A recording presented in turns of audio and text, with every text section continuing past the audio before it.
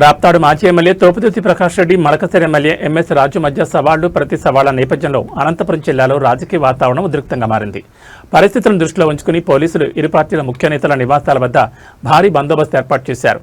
శాంతి భద్రతలకు భంగం కలగకుండా పోలీసులు ముందస్తు చర్యగా తోపుదుర్తి ప్రకాష్ రెడ్డిని అదుపులోకి తీసుకున్నారు.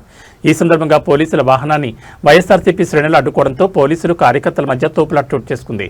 అనంతరం తోపుదుర్తి అరెస్టుకు నిరసనగా రోడ్డుపై బైఠాయించిన మాజీ ఎంపీ గోరంట్ల మాధవ్ను కూడా పోలీసులు అరెస్ట్ చేసి పోలీస్ స్టేషన్ తరలించారు.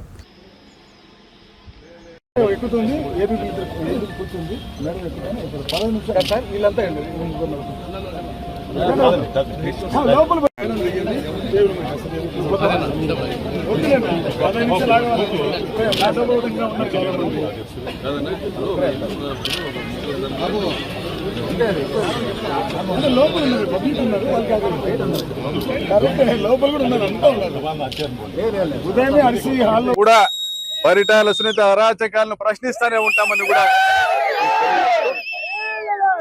చట్టబద్ధంగా న్యాయస్థానాన్ని ఆశ్రయించి పోరాడతామని మరణాన్ని జైలు పంపొచ్చుగాక. ఖబర్దార్ లోకేష్, ఎదుర్కొంటాం నీ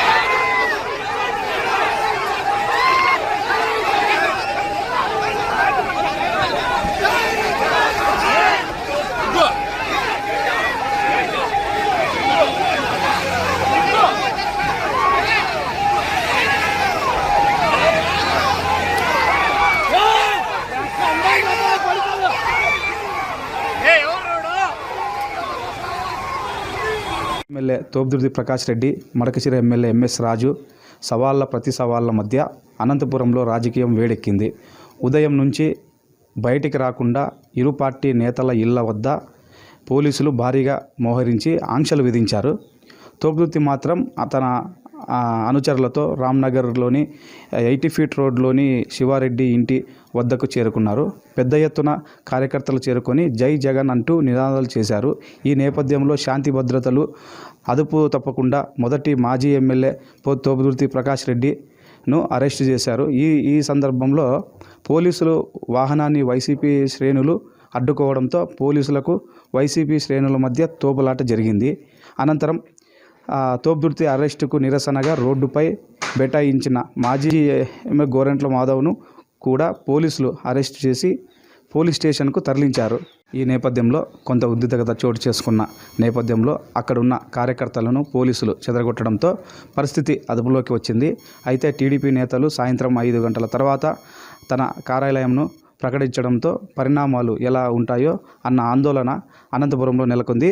కెమెరామ్యాన్ ముఖేష్తో భారత్ టుడే ప్రతినిధి బోయ వెంకటరాముడు.